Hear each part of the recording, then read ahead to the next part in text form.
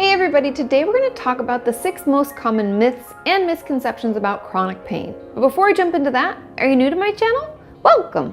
I release videos on Mondays and on Thursdays, so make sure you are subscribed and have those notifications turned on so that you don't miss out. And I also have a book, Are You Okay? It's your guide to mental health, and it's coming out December 11th, so you can click the link at the top of the description and pre-order yours today. And I also want to thank Pathways Pain Therapy Program for sponsoring this video. Pathways is a helpful app that utilizes scientifically proven methods to retrain your brain to stop the pain. Now, let's get into this topic and begin by defining chronic pain.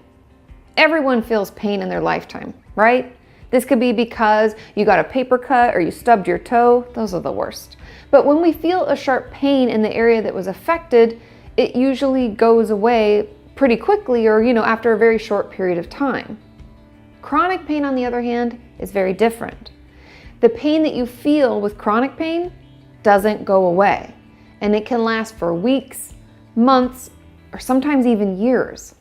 Doctors often describe chronic pain as being any pain that lasts 3 to 6 months or more. And it is estimated that 1.2 billion, with a B, people around the world suffer with chronic pain. And I know that that is a huge number, but just remember that pain can be a component of a lot of other diagnoses, meaning that you can have chronic pain because of a back injury or depression, fibromyalgia, and many, many other conditions and diagnoses. What we do know is that chronic pain prevents us from doing our job, spending time with our loved ones, and living our life to the fullest. Therefore, I believe it's really, really important that we start to understand it and have some ways that we can best treat it. So let's get into the 6 most common myths and misconceptions about chronic pain. Common misconception number 1, that all pain has a cause. Sure, if we had an accident and a certain part of our body was injured during that accident, it's easy to identify what is causing the pain. But that's not always the case. Many people experience neurological pain, which is caused by damage or disease in the nerves. And that isn't something that you can always or very easily detect. Many physicians will see a slipped disc and assume that that's the only issue and what must be causing the pain that we're feeling. Because our bodies are so complex and our minds can create pain when there's no identifying cause, it can be impossible to find a cause for the pain we are feeling. And that is why I put that as my number 1 misconception. Number 2, that pain is your only symptom. It's obviously the one that's bothering us the most. But just like I stated earlier, our mind can create pain when there isn't anything physically wrong with us. And that doesn't make our pain any less important or valid. I just want you to hear that, okay? But it's just something that we need to recognize and understand, because a lot of other things could be going on to cause or increase our pain response. For example, have you ever been depressed and as a result of that felt like you had caught a cold, or you just wake up feeling sore all over? Those are psychosomatic symptoms or pains associated with how our brain feels. And that really just means that our mental health is affecting the way our body feels. I mean, just consider body memories, for example, and how those affect us. Our fight or flight response can have all sorts of effects on how we feel physically. And hopefully now you can see that pain may be just one symptom of what's going on with us. It's not at all showing you the whole picture. Number 3, that chronic pain is just part of getting older. Nope. While getting older does make us more susceptible to aches and pains, because of past injuries or breaking down of some cartilage or joints, that doesn't mean that we have to hurt all the time. If we're experiencing pain each and every day, we should talk to our doctors and therapists about it immediately. We don't just have to shut up and deal with it. In fact, there are many tools and techniques that we can use today to help. So don't just accept pain as a consequence of getting older. We can grow older and thrive. Trust me. The 4th myth or misconception is that you shouldn't exercise when you have chronic pain. You'll just injure yourself or make it worse. Wrong. Rest doesn't always make our chronic pain better. In fact, it can actually make things worse.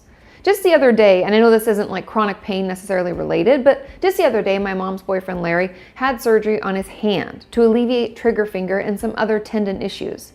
And upon leaving the surgery center, he was told to keep his fingers moving immediately, like right after he got out.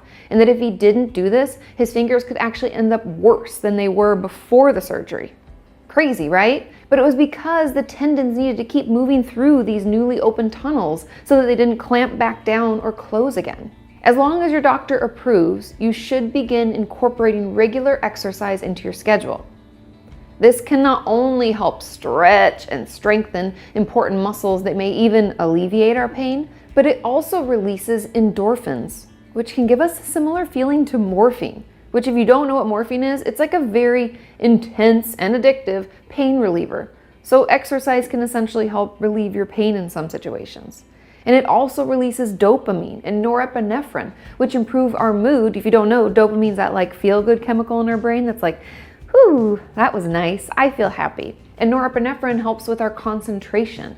So don't just assume immediately that you can't exercise if you struggle with chronic pain. Talk to your doctor and find an exercise plan that works for you. Myth number 5, that surgery is your best option for resolution of the pain. That would be like saying that everyone with depression needs to do CBT-based treatment and that is their only option for recovery. Sure, it can help some of us, but it's not going to be necessary for all of us, and it's not going to work for all of us.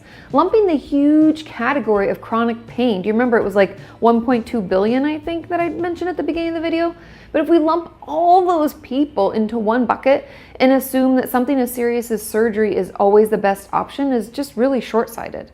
There are many other less invasive options out there, like massage, acupuncture, talk therapy, yoga, meditation, and many, many more. So always get another opinion before deciding if surgery is right for you. Ask a bunch of questions. Make sure you understand why they're recommending it and what it's going to entail. There is definitely a place for surgery in the treatment of chronic pain. I'm not a doctor, but I'm just saying that it's not the only option out there.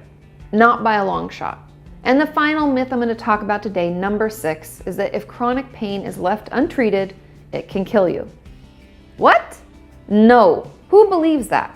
Sure, pain can really impact our life and our ability to function fully, but it's not going to kill you.